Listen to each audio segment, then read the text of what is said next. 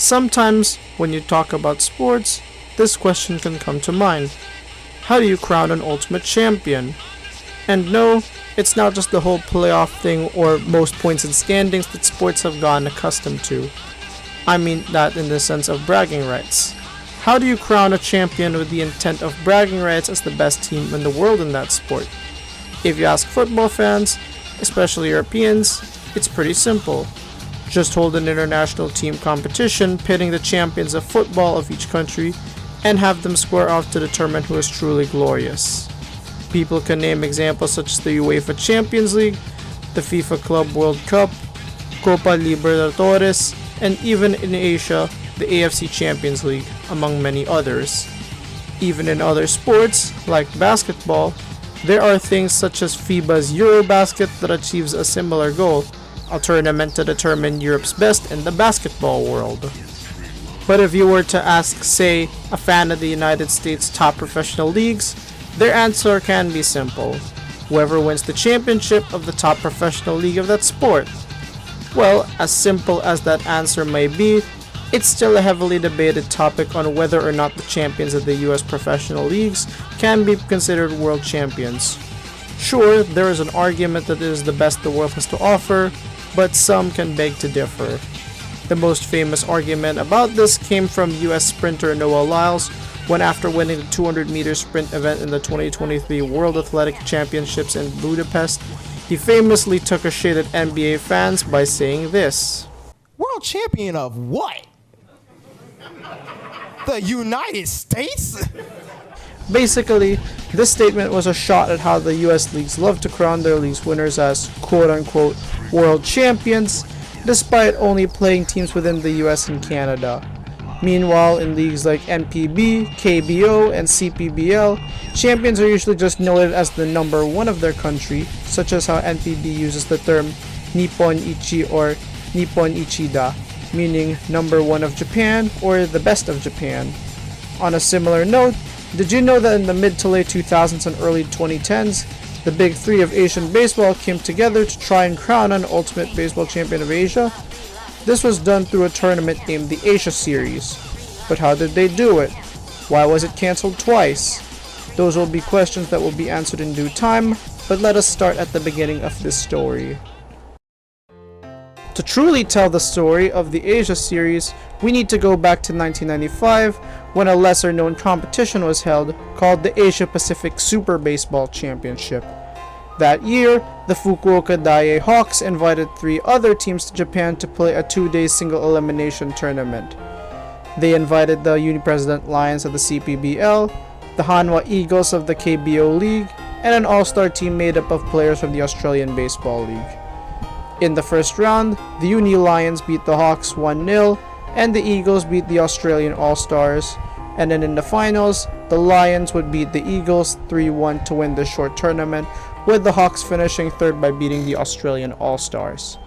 Unfortunately, since this tournament is basically lost media, given it barely was covered by the media, not much else is known. Fast forward to 2005, and executives from 4 Asian baseball leagues, the NPB, KBO League, CPBL, and the CBL of mainland China, came together to decide to try this concept of an international baseball competition and dubbed it the Asia Series. This competition even got some legitimate help, thanks to some title sponsorship money from Konami, officially naming the tournament the Konami Cup Asia Series, alongside some big money sponsorship from the Yomiuri Shimbun, giving it some media coverage. Firstly, let's establish how the tournament would work from the first year. While the format did go through some minor changes down the road, the core format still remains the same. The participants of the Asia Series would be the champions of the Big Three, NPB, KBO, and CPBL, and the fourth team, which would be a team of all-stars from the CBL named the China Stars, since that was more of a developmental league rather than a fully professional league. For a point of reference, the first tournament would feature the Chiba Lotte Marines, the Japan Series champions, the Saigon Bulls, the Taiwan Series champions, the Samsung Lions, the Korea Series champions, and the aforementioned China Stars. The tournament would then be in a round-robin format where each team would face each other once. The top 2 teams of the round robin would then face each other in a final game, and whoever wins that game is crowned as the champion of Asia. As a side note, the Asia Series games would use the designated hitter rule, although some of the teams didn't have it in their regular leagues. The easiest point of comparison that this can have can be the Memorial Cup of the Canadian Hockey League, where the winning teams of the 3 leagues under the umbrella of the CHL, plus the host team, or the league runner-up of the host team, if the host team wins their league's championship, play a similar round-robin style tournament. The difference is that unlike the Memorial Cup, where first advances to the finals and second and third play a semi-final game to determine who faces the first place team in the final, only first and second place make it to the final. The inaugural Asia Series would be held in the Tokyo Dome from November 10 to 13 of 2005, with the round-robin games being held from the 10th to the 12th. The Chiba Lotte Marines would win all 3 of their games to finish the round-robin in first place, followed by the Samsung Lions, who went 2-1, then the Sainon Bulls, who went 1-2, and in last place were the China Stars, who went 0-3. The Marines would then go on to beat the Samsung Lions in the finals by a score of 5-3, despite Masahide Kobayashi giving up 2 runs in the top of the 9th, making the game closer than it was, crowning the Marines as the first champions of Asia, with MVP honors going to Filipino-American Marines player Benny Agbayani. The second tournament in 2006 would keep the same format, this time with obviously the champions of this year, those being the Hokkaido Nippon Ham Fighters of NPB, the Lanyu Bears of the CPBL, the Samsung Lions once more for the KBO, and the China Stars. The Japanese team, that being the Fighters, once again finished with a perfect record. The Bears finished second at 2-1, the Lions finished third with a record of 1-3, and the Stars finished in last place again with another 0-3 record. The finals this time was a lot more closer, with a pitching duel between the Fighters and Bears aces, Yu Darvish and Seung Wang Seung.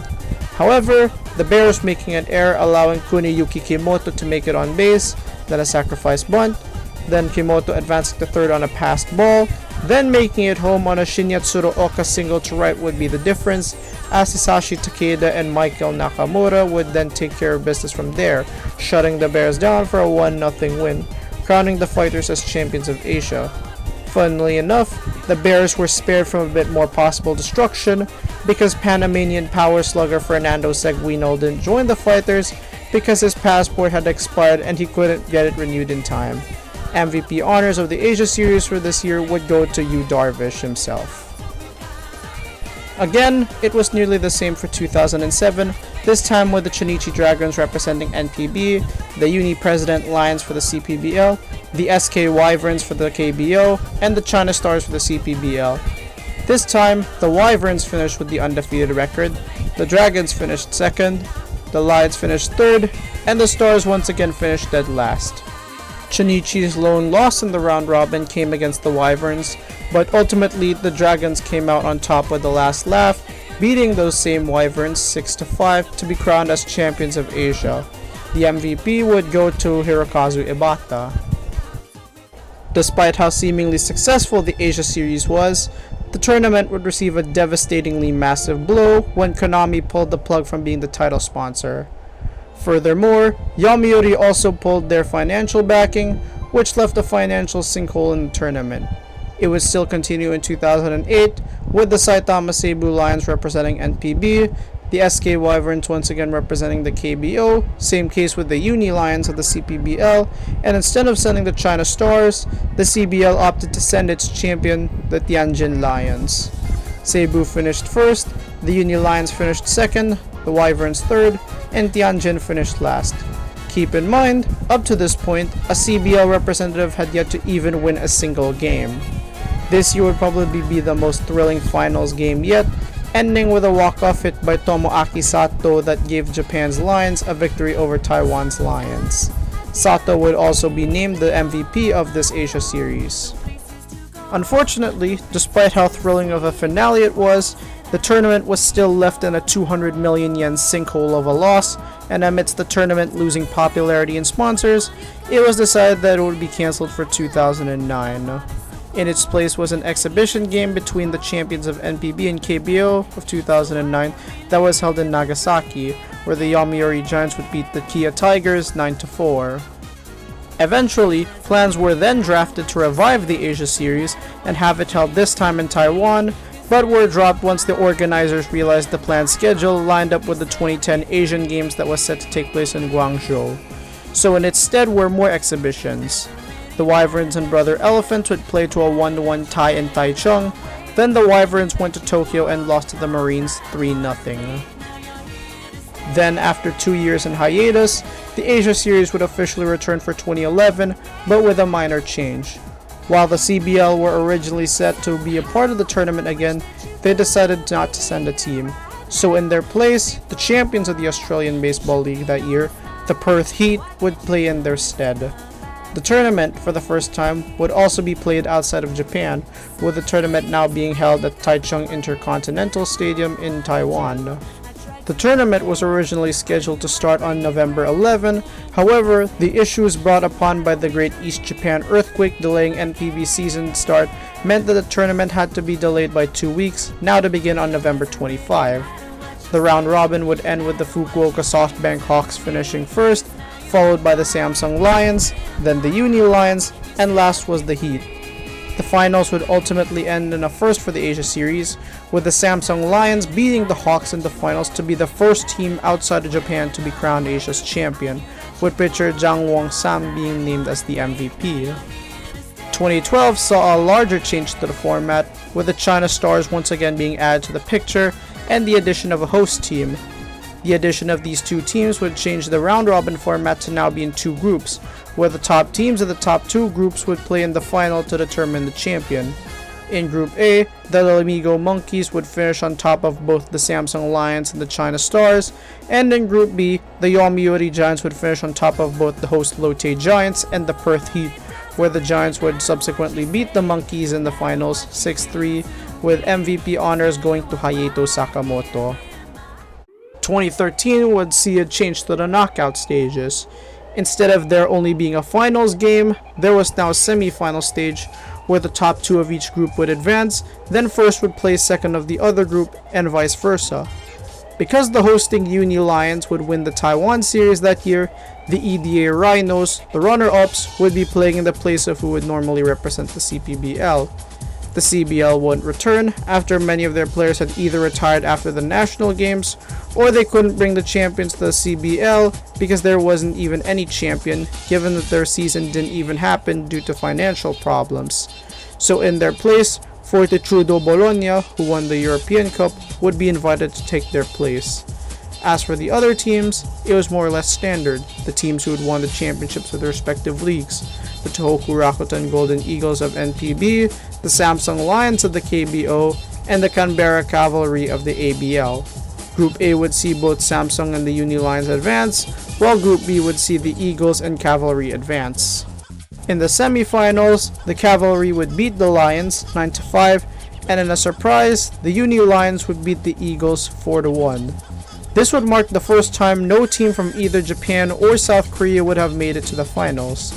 The finals would see the Cavalry beat the Lions 14-4 to become the first Australian team to be crowned as champions of Asia, with the MVP honors going to American player Jack Murphy. Before I move on, one last notable thing about the Asia series was that an incident notably happened just after this series ended, where Cavalry player Matt Blazinski claimed that while he was at a nightclub, he was approached by individuals and given an unspecified amount of cash, then was promised $30,000 if he threw the finals against the Uni Lions. Obviously, this immediately sent both Taiwanese police and the CPBL into investigation mode, especially because the CPBL had already been under fire for the last decade or two over numerous match-fixing scandals that killed multiple teams. That would be, however, until investigations would reveal that Blazinski's claims were inconsistent with the CCTV footage shown from the nightclub, and while there were individuals approaching him with money, all of them were interviewed by both the police and CPBL, and none of them had any connections with any criminal organizations. But what really sold this as a fabricated incident was that Blazinski wouldn't even cooperate with CPBL officials by giving evidence to substantiate the claims, or even explain why were there inconsistencies with the CCTV footage and his claims. To add on to the fact that this was fabricated, Blazinski wouldn't even play for the Cavalry in the tournament anyway, so this just doesn't make any sense anyway. This basically caused a restrained relationship between both the CPBL and ABL, and on December 16, 2013, the CPBL issued a statement demanding a public apology from officials from the ABL. They would get their apology a month later, when on January 6, 2014, the ABL officially wrote an apology, which was signed by ABL CEO Peter Wermuth, apologizing on the behalf of the cavalry for the damage that was caused. In it, they admitted that, quote, the claim was a complete lie from the Canberra cavalry player, and he is a disgrace to the entire baseball community. As such, the ABL has decided to terminate the player's contract immediately. This one fabricated incident would ultimately end Blazinski's baseball career and would be a bit of a bad note to end the Asia Series. Due to scheduling issues and eventually even tournaments such as the WBSC Premier 12 and the MLB Japan All-Star Series, the Asia Series was permanently discontinued after 2013. So despite how interesting of an idea the Asia Series was, why was it eventually killed? Aside from the aforementioned scheduling issues, the Asia Series had some problems plaguing it. Firstly, a slightly uneven quality of competition beyond the big three leagues. Despite the difference in talent of the representatives of the NPB, CPBL, and KBO, and to some minor extent the ABL, they were still stocked with professionals. This was, however, not a luxury that the CBL had, since I had mentioned earlier, they were more of a developmental league.